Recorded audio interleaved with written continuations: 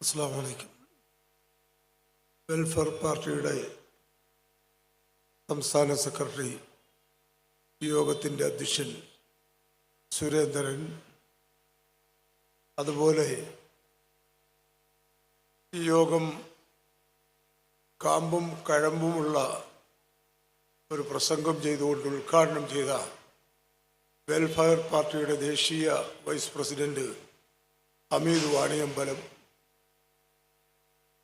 മുമ്പ് പ്രസംഗിച്ചു പോയ ഒ അബ്ദുറഹ്മാൻ സാഹിബ്, അതുപോലെ ഇപ്പോൾ പ്രസംഗിച്ച് ചിന്താർഹമായ പല കാര്യങ്ങളും ചിന്തിക്കാൻ വേണ്ടി നമുക്ക് വിട്ടു തന്ന ചെക്കുട്ടി, അംബുജാഷൻ, ഇനിയൊരു വലിയ പ്രസംഗം നമ്മൾ പ്രതീക്ഷിക്കുന്ന ഷിബു മീരാൻ ഇവിടെ എത്തിയിട്ടുണ്ട്. അദ്ദേഹത്തിൻ്റെ ഒരു വലിയ പ്രസംഗവും കൂടാതെ നിരവധി ആളുകൾ പ്ലാറ്റ്ഫോമിൽ ഇരിപ്പുണ്ട്. യോഗമൊക്കെ ഈ കാലഘട്ടത്തിൽ എപ്പോഴൊക്കെ നിർത്തണം, എങ്ങനെയൊക്കെ തുടങ്ങണമെന്നൊക്കെ ചില വ്യവസ്ഥയൊക്കെ ഉണ്ടല്ലോ. മുൻകാലത്തെ പോലെയുള്ള സ്വാതന്ത്ര്യമൊന്നും ഇപ്പോൾ നമുക്കില്ലല്ലോ. എല്ലാ മേഖലയിലും പൗരൻ്റെ സ്വാതന്ത്ര്യം തടയപ്പെട്ടുകൊണ്ടിരിക്കുകയല്ലേ. എല്ലാ മേഖലയിലും അതെ, ഏത് മേഖല എടുത്താലും പൗരൻ്റെ സ്വാതന്ത്ര്യം തടയപ്പെട്ടുകൊണ്ടിരിക്കുക. ആ നിലയ്ക്ക് ഈ യോഗം ഇത്തരം വളരെ കാര്യമാത്ര പ്രസക്തമായ അജണ്ട ചർച്ച ചെയ്യപ്പെടുന്ന ഒരു യോഗം കുറച്ച് നീണ്ടുപോകണം എന്ന് വിചാരിച്ചാൽ അതിനൊന്നും ഇപ്പോൾ പറ്റുകയില്ല. അപ്പം അതുകൊണ്ട് എല്ലാവർക്കും ഒരു സംസാരത്തിനൊക്കെ പരിധി ഉള്ളതുകൊണ്ട് ഞാനൊരു വലിയ നീണ്ട പ്രസംഗത്തിന് മുതിരുന്നില്ല. ഞാൻ വന്നത് എറണാകുളം ജില്ലയിലെ മൂവാറ്റുപുഴ എന്ന താലൂക്കിലെ രണ്ടാറുകര എന്ന ഗ്രാമത്തിൽ നിന്നാണ്. അപ്പോൾ അല്പം നീട്ടമുണ്ടതിന്. എറണാകുളം ജില്ലയിൽ നിന്ന് മൂവാറ്റുപുഴയിൽ നിന്ന് രണ്ടാറുകരയിൽ നിന്നാണ് ഇവിടെ എത്തിയിരിക്കുന്നത്. അപ്പോൾ ആ നിലയ്ക്ക് ഒരല്പം നീട്ടമുണ്ട്. അതുകൊണ്ട് ഒന്ന് രണ്ട് വാക്കുകൾ നിങ്ങളുടെ ഓർമ്മയിലേക്ക് പറഞ്ഞ് ഞാനും ഇതിൻ്റെ ഒരു ഭാഗവക്കായി എന്ന് മാത്രം പറയാനാണ് ഞാൻ ആഗ്രഹിക്കുന്നത്. നാം ഇന്ന് വേട്ടയാടിക്കൊണ്ടിരിക്കപ്പെടുകയാണ്. ഒരു കാലഘട്ടത്തിൽ വിറക് വെട്ടികളും വെള്ളം കോരികളുമാണ് എന്ന് പറഞ്ഞ അതേ ആ വാക്ക് അക്ഷരാർത്ഥത്തിൽ യാഥാർത്ഥ്യമായിക്കൊണ്ടിരിക്കുകയാണ് ഇന്ത്യയിൽ നാമൊക്കെ പലതും പറയുന്നു, പല രീതിയിലും നമ്മൾ ശക്തരാണെന്ന് പറയുന്നു. ലോകത്ത് ഏറ്റവും വലിയ ജനാധിപത്യ റിപ്പബ്ലിക് രാജ്യമാണ് ഇന്ത്യ എന്ന് നാം അവകാശപ്പെടുന്നു. നാം പുറത്തേക്ക് ചെന്ന് സൗദി അറേബ്യയിൽ പ്രസംഗിക്കുമ്പോൾ നമ്മൾ പറയും ഞങ്ങൾ ഇന്ത്യക്കാരാണ്.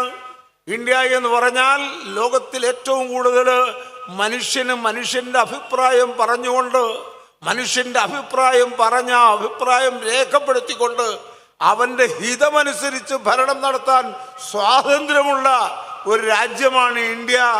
ആ രാജ്യത്തിൽ നിന്നാണ് ഞങ്ങൾ വരുന്നതെന്നൊക്കെ അവിടെ പോയി പറയുമ്പോൾ ഇവിടെ വന്നിട്ട് അതൊന്നും പറഞ്ഞിട്ട് യാതൊരു കാര്യമില്ല.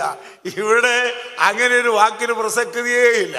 ഇവിടെ വളരെ ചുരുങ്ങിയ അജണ്ടകൾ വർഷങ്ങൾക്ക് മുമ്പേ തയ്യാറാക്കി എഴുതി ഡയറിയിൽ സൂക്ഷിച്ച ഒരു പറ്റം ആളുകൾ ആ എഴുതി തയ്യാറാക്കി വെച്ച അജണ്ടകൾ ഒന്നൊന്നായി എടുത്ത് നടപ്പിൽ വരുത്തിക്കൊണ്ടിരിക്കുന്ന കാഴ്ചയാണ് നാം കണ്ടുകൊണ്ടിരിക്കുന്നത്. ഇവിടുത്തെ സ്ഥിതി അതാ. നേരത്തെ ചെക്കുട്ടി സാർ പറഞ്ഞതുപോലെ, അദ്ദേഹം പറഞ്ഞില്ലേ, ക്ഷേത്രത്തിൻ്റെ പള്ളിയുടെ ഉള്ളിൽ വിഗ്രഹം കൊണ്ടുവച്ച് എന്നിട്ട് ഇത് രാമൻ ജനിച്ച സ്ഥലമാണെന്ന് പറഞ്ഞു. രാമനെ അറിയില്ലാത്തവരൊന്നും അല്ല ഇന്ത്യക്കാർ. ശ്രീരാമനെ അറിയാം. കിഷ്കിന്ധകാന്ഡമെന്നും ആരണ്യകാന്ഡമെന്നും യുദ്ധകാന്ഡമെന്നും ബാല്യകാന്ഡമെന്നും ഇങ്ങനെ 6 or 7 കാണ്ഡങ്ങളായി വിവരിക്കപ്പെടുന്ന കാരണനായ ഗണനായകൻ ബ്രഹ്മാത്മകൻ കാരുണ്യമൂർത്തി ശിവശക്തി സംഭവൻ ദേവൻ വാരണനായ മുഖ പ്രാരാബ്ധ വിഘ്നങ്ങളെ വാരണം ചെയ്തിടുവാനാവോളം വന്നിക്കുന്നേനെന്നൊക്കെ പറഞ്ഞ് ദശരഥ മഹാരാജാവിൻ്റെ കഥ പറയുന്ന, കൗസല്യയുടെ കഥ പറയുന്ന, കൈകേയിയുടെ കഥ പറയുന്ന, പുത്രനില്ലാതെ പുത്രകാമേഷ്ടി യാഗം നടത്തി മക്കളുണ്ടായ കഥ വിവരിക്കുന്ന രാമായണം പഠിക്കാത്തവരല്ല ഇന്ത്യക്കാർ. രാമൻ എവിടെയാ ജനിച്ചതെന്ന് അറിയാം. ഇന്നും രാമൻ എവിടെയാ ജനിച്ചതെന്ന് അറിയില്ല നടക്കുവാണെങ്കിൽ അവരെ പറ്റി നമുക്കൊന്നും പറയാനില്ല. ഇന്നും ഇത്രയൊക്കെ പറയപ്പെടുന്ന രാമായണം പഠിച്ച ആളുകൾ ഈ ഇന്ത്യയിൽ ജീവിച്ചിട്ട് രാമൻ എവിടെയാ ജനിച്ചതെന്ന് ഇന്നും അറിയില്ലെങ്കിൽ നിങ്ങളുടെ കാര്യം കഷ്ടം. നിങ്ങളുടെ കാര്യം എന്തോ പറയാനാ? ഞങ്ങൾക്കൊന്നും പറയാനില്ല.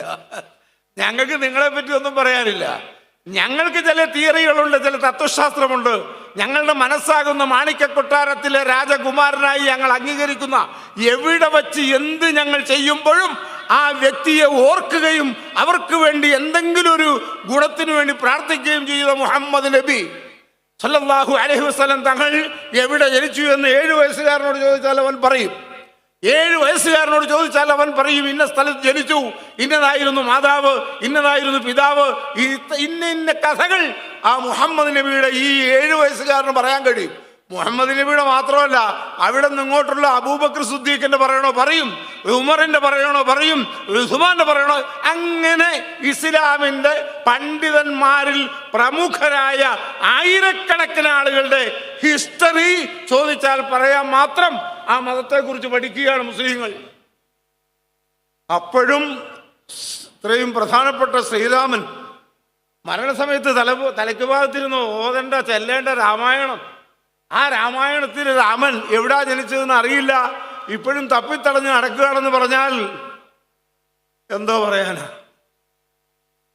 എന്നിട്ട് ആ രാമവിഗ്രഹം എടുത്തൊരു പള്ളിയിൽ കൊണ്ടുവന്ന് വെച്ചിട്ട്, നമുക്കും ചെറിയ കുഴപ്പമൊക്കെ ഉണ്ട് അതിൻ്റെ അകത്ത്. അതെന്താ? രാവിലെ സുബഹിസ്കരിക്കാൻ വാങ്ക് പിടിക്കാൻ വന്ന പള്ളിയിൽ വന്ന മുക്കറി ആ വിഗ്രഹം കണ്ടപ്പോ, എൻ്റെ അമ്മോ പള്ളിയിലൊരു വിഗ്രഹമേ എന്ന് പറഞ്ഞ് പുറത്തേട്ട് ചാടുകയല്ല വേണ്ടത്. അയാൾ ആ വിഗ്രഹം എടുത്തുകൊണ്ട് ഏതെങ്കിലും കുഴിയിലേക്ക് വലിച്ചെറിഞ്ഞിട്ട് അവിടെ വാങ്ക് വിളിക്കുക വേണ്ടത്. അതിനുള്ള ആംബിയർ ഈ കാക്കാക്കും ഉണ്ടായില്ല. ഏതായാലും അതൊരു വലിയ പ്രശ്നത്തിൽ കലാശിച്ചു. അവസാനം പ്രശ്നം എങ്ങനെ പരിഹരിച്ചു? നീതിമാനായ ജഡ്ജി. ഇവിടെ നീതിയാണല്ലോ, ഇവിടെ ധർമ്മമാണല്ലോ, ഇത് ഇന്ത്യയാണല്ലോ, ഭഗവത്ഗീതയുടെ നാടാണല്ലോ, മനുസ്മൃതിയുടെ നാടാണല്ലോ. ഈ മനുസ്മൃതിയുടെയും ഭഗവത്ഗീതയുടെയും രാമായണത്തിന്റെയും നാടാകുന്ന ഇന്ത്യ നീതിയുടെ നാടാണല്ലോ. അതുകൊണ്ട് നീതിമാനായ ജഡ്ജി ബാബരി മസ്ജിദിന്റെ കാര്യത്തിൽ വിധി പറഞ്ഞു. എങ്ങനെ? ജിയോളജി, ഭൂമിശാസ്ത്രം, ഭൂമി പരിശോധിക്കുക. അവിടെ രാമന്റെ വല്ലതും ഉണ്ടോ എന്ന്? ഒന്നുമില്ല. അവിടെ അതിന്റെ 7ാം ഭൂമിയുടെ അടിയിലുണ്ടോ? അവിടെയില്ല. ആ പ്രദേശം ആകെ പരിശോധിച്ചപ്പോൾ രാമൻ അതിലെ വഴി നടന്ന അടയാളം പോലും ഇല്ല എന്ന് കിട്ടി. എന്നിട്ടും ജഡ്ജി പറഞ്ഞെന്താ? സംഗതി അങ്ങനെയൊക്കെ ആണെങ്കിലും രാമൻ്റെതല്ല, രാമൻ ജനിച്ചിട്ടുമില്ല, ഒന്നുമില്ല. അങ്ങനെയൊക്കെ ആണെങ്കിലും ഇത് പൊളിച്ച പാർട്ടിക്ക് തന്നെ ഇരിക്കട്ടെ, കാരണം അവർക്ക് ഇത് ആവശ്യവും. അതാണ് ഇവിടുത്തെ നീതി. ആ നീതിയാ ഇനിയും നമ്മൾ പ്രതീക്ഷിക്കേണ്ടതുള്ളൂ. ഈ വിഷയത്തിലും ആ നീതിയെ നമ്മൾ പ്രതീക്ഷിക്കേണ്ടതുള്ളൂ. ഈ വിഷയത്തിലും ഇതിലപ്പുറമുള്ള വിഷയത്തിലും ഈ ഇന്ത്യ രാജ്യത്ത് ഇതിലപ്പുറം ഒരു നീതി ഉണ്ടാകുമെന്ന് കരുതേണ്ടതില്ല. ആരെയാണ് ഇവർ ആട്ടിയോടിക്കാൻ പോകുന്നത്? ആരുടെ വഖഫ് ഭൂമിയാണ് പിടിച്ചെടുക്കാൻ ശ്രമിക്കുന്നത്? മുസൽമാന്റെ. ഏത് മുസൽമാന്റെ? രാജ്യസ്നേഹം എന്തിനേക്കാൾ വലുതാണ്? സ്വന്തം മകനെങ്ങനെ കയ്യിലുയർത്തി പിടിച്ചുകൊണ്ട് ആ മകന്റെ കഴുത്തിലേക്ക് കഠാരി കഴിച്ചിട്ട് അവസ്ഥ വന്നാൽ അതും ഈ രാജ്യത്തിന് വേണ്ടി ഞാൻ ചെയ്യുമെന്ന് തെളിയിക്കുന്ന മുസൽമാന്. ഈ ഇന്ത്യ രാജ്യം ഒരുപാട് മുഗൾ ചക്രവർത്തിമാർ ഭരിച്ചിട്ടുണ്ട്. അതിൽ അവസാനത്തെ കണ്ണിയാണ് ബഹദൂർ ഷാ സഫർ. ബഹദൂർ ഷാ സഫറിനെ രാജ്യം കടത്താൻ, നാട് കടത്താൻ കോടതി വിധിയായി, ബ്രിട്ടീഷ് കോടതി. ആ വിധി വന്നപ്പോൾ അദ്ദേഹം നാട് വിട്ടുപോവുക. കൽക്കട്ടക്കാരനാണ് ബഹദൂർ ഷാ സഫർ, കൽക്കട്ടക്കാരനാണ്. നമ്മുടെ രവീന്ദ്രനാഥ് ടാഗോറിന്റെ നാട്ടുകാരനാണ്. അദ്ദേഹത്തെ നാട് കടത്തുമ്പോൾ, അദ്ദേഹം നാട് കടത്തി പോകുമ്പോൾ ബ്രിട്ടീഷുകാർ കൊണ്ടുപോകുമ്പോൾ ഒരു സഞ്ചിയിൽ കുറെ മണ്ണ് വാരി ഈ ബഹദൂർ ഷാ സഫർ ശേഖരിച്ചു. മണ്ണ് വാരി ശേഖരിച്ചപ്പോൾ അടുത്തുള്ള ആളുകൾ ചോദിച്ചു, എന്തിനാ ഇവിടെ നിന്ന് കൽക്കട്ടയ്ക്ക് പോകുന്ന, അങ്ങോട്ട് കൊണ്ടുപോകുന്ന, അവിടെ കൊണ്ടുവന്ന് തൂക്കിക്കൊല്ലൂല്ലേ, നിങ്ങൾ എന്തിനാ ഈ മണ്ണെടുക്കുന്നത്? അപ്പോഴാണ് ബഹദൂർ ഷാ സഫർ പറയുന്നത്, ഇന്ത്യ എൻ്റെ രാജ്യമാണ്, ഈ ഇന്ത്യയിൽ കിടന്ന് മരിക്കണമെന്ന് ഞാൻ ആഗ്രഹിച്ചു. എൻ്റെ ഭൗതിക ജഡം ഇന്ത്യയുടെ മണ്ണിൽ ലയിക്കണമെന്ന്. ഇന്ത്യയുടെ മണ്ണിൽ എൻ്റെ ഭൗതിക ശരീരം വെക്കണം, അങ്ങനെ മണ്ണിൽ ലയിക്കണം എൻ്റെ ശരീരം എന്ന് ഞാൻ ആഗ്രഹിച്ചു. എന്നാൽ എന്നെ ബ്രിട്ടീഷുകാർ നാടുകടത്തിയിരിക്കുക. നാടുകടത്തി മറ്റൊരു രാജ്യത്ത് എന്നെ കൊണ്ടുപോയി കൊല്ലും. അവിടെ ചെന്നാൽ എന്നെ കുഴിച്ചിടും. മരിച്ചു കഴിയുമ്പോൾ അങ്ങനെ കൊന്ന് എന്നെ കുഴിച്ചിടുമ്പോഴേ ഞാൻ ഈ സഞ്ചിയിലെടുത്തിരിക്കുന്ന ഈ ഇന്ത്യയുടെ മണ്ണുണ്ടല്ലോ, അത് എന്നെ കുഴിച്ചിടുന്ന കബറിൽ വിരിച്ചിട്ട് അതിൻ്റെ പുറത്തെൻ്റെ ശരീരത്തെ വെക്കണമെന്ന് പറഞ്ഞ് രാജ്യത്തെ സ്നേഹിച്ച ബഹദൂർ ഷാ സഫറിന്റെ അനുയായികളെയാണോ നിങ്ങൾ പേപ്പട്ടിയെ പോലെ ഓടിക്കുന്നത്? ഞങ്ങൾ നിങ്ങളോട് എണ്ണി കണക്ക് പറഞ്ഞാൽ പാർലമെന്റിലേക്ക് പോകും ഈ ചർച്ച. പാർലമെന്റിന്റെ അകത്തളത്തിലാണ് നിങ്ങൾ ചർച്ച ചെയ്യുന്നെങ്കിൽ പാർലമെന്റ് മന്ദിരത്തിന്റെ സ്ഥലത്തെ കുറിച്ച് ഞങ്ങൾക്ക് ചർച്ച ചെയ്യേണ്ടി വരും. സെക്രട്ടേറിയറ്റിന്റെ സ്ഥലത്തെ കുറിച്ച് ഞങ്ങൾ ചർച്ച ചെയ്യേണ്ടി വരും. ഒക്കഫോ എന്ന് പറയുന്ന ഭൂമി എവിടെയൊക്കെ കിടക്കുന്നത്? ഒക്കഫ് ഭൂമിയാണോ അല്ലയോ എന്ന് തീരുമാനിക്കേണ്ട വില്ലേജ് ഓഫീസർ ഒക്കഫ് ഭൂമിയിലായിരിക്കുന്നത്. അപ്പോ ഒക്കഫിനെ കുറിച്ച് ചർച്ച ചെയ്താൽ ഒക്കഫ് കൈയേറിയത് ആരാണ്? സർക്കാരാണ്. ഇവിടുത്തെ മുൻഗാമികൾ പാവങ്ങൾ, നല്ല മനസ്സുള്ളവർ, സാധുക്കൾക്ക് വേണ്ടി, അനാഥകൾക്ക് വേണ്ടി, അഗതികൾക്ക് വേണ്ടി, രോഗികൾക്ക് വേണ്ടി, പീഡിതർക്ക് വേണ്ടി ഉപയോഗിക്കാൻ അവരുടെ സമ്പത്തിന്റെ നല്ലൊരു ഭാഗം വിട്ടുകൊടുത്തു. ആ സമ്പത്താണ് ഇന്ന് നമുക്കതിനുള്ള അവകാശം ഇല്ലാതാക്കാൻ ഉള്ള ശ്രമം പിടിച്ചെടുക്കുന്നത്. ഒക്കഫ് മുനമ്പത്ത് സമരം നടന്നപ്പോ ആരാണ്ട് പറഞ്ഞു ഒക്കഫല്ലാന്ന്. ഒക്കഫല്ലെന്ന് പറഞ്ഞപ്പോ എടപ്പള്ളിയിൽ നിന്ന് ആധാരത്തിന്റെ ഫോട്ടോ കോപ്പി എടുത്തു. മുനമ്പത്തെ ഭൂമി ഒക്കഫല്ല, അങ്ങനെ ഒക്കഫ് ഭൂമിയെ അവിടെ ഇല്ല എന്ന് പറഞ്ഞ ഈ BJP വക്താക്കൾക്ക് മറുപടി പറയാൻ എടപ്പള്ളി പോയി രജിസ്റ്റർ ഓഫീസിൽ നിന്ന് ആധാരത്തിന്റെ പകർപ്പെടുത്തു. ആധാരത്തിന്റെ പകർപ്പെടുത്തപ്പോൾ ആധാരത്തിന്റെ പകർപ്പിൽ തുടക്കത്തിലെ എഴുതിയിരിക്കുക ബിസ്മില്ലാഹി റഹ്മാൻ റഹീം എന്ന് പറഞ്ഞാൽ ബിസ്മില്ലാഹി റഹ്മാൻ റഹീം അങ്ങനെയല്ല.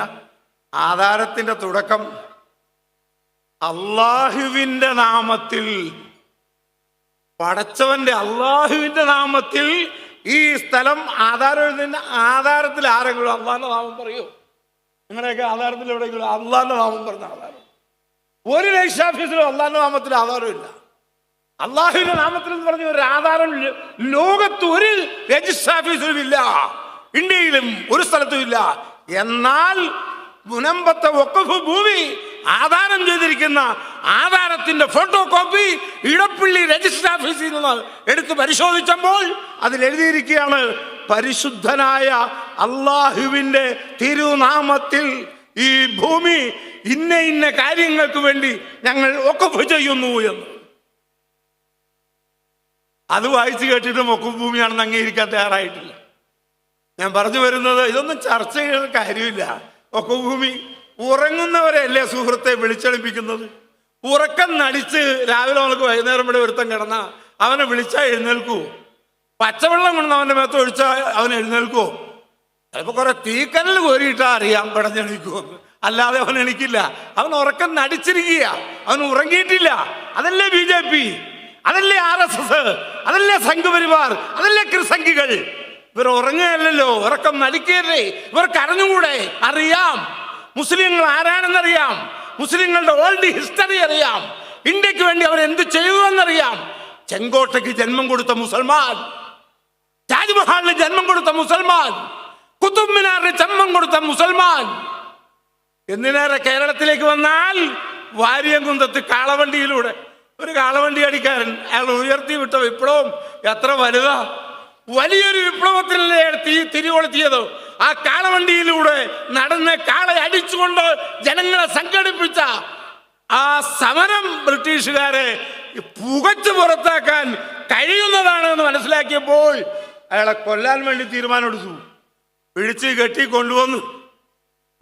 കൊണ്ടുവരുമ്പോ ആണത്തുള്ള ഇന്നത്തെ നമ്മളെപ്പോലത്തെ കോശവന്മാരല്ല, നമ്മൾ മുസ്ലിങ്ങളാന്നൊക്കെ പറയുമെങ്കിലും നമ്മുടെ രീതിയല്ലല്ലോ. നമ്മുടെ രീതിയല്ല പുള്ളിക്കാരൻ പറഞ്ഞെന്താ, നിങ്ങൾ എന്നെ കൊല്ലാൻ കൊണ്ടെന്നാന്ന് എനിക്കറിയാം, നിങ്ങൾ എന്നെ കൊന്നോളൂ, പക്ഷെ ഒരു കാര്യം ചെയ്യണം, നിങ്ങളെല്ലാവരെയും കൊല്ലുന്നത് കൈ കെട്ടിയാ. എൻ്റെ കൈ കെട്ടരുത്, എൻ്റെ കൈ സ്വതന്ത്രമായിട്ട് വിടണം. ഞാൻ നിങ്ങളെ ഒന്നും ചെയ്യില്ല, എൻ്റെ കൈ വെറുതെ വിടുക, എൻ്റെ കൈ കെട്ടരുത്. മാത്രവുമല്ല, എന്നെ ഇങ്ങോട്ട് തിരിച്ചു നിർത്തിയിട്ട്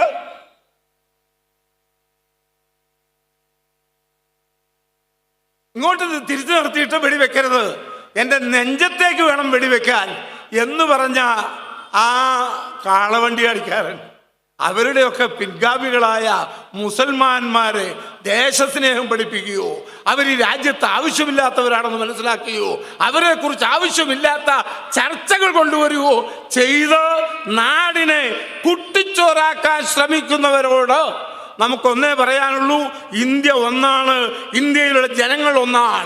ഭാരതം എന്നത് വിവിധ വർണ്ണങ്ങളാൽ ജനിക്കപ്പെടുന്ന പൂക്കളുള്ള ഒരു ഉദ്യാനമാണ്. ആ ഉദ്യാനത്തിൽ നിന്ന് സുഗന്ധം വമിക്കണം, എന്നെന്നും സുഗന്ധം വമിക്കുമാറാകട്ടെ.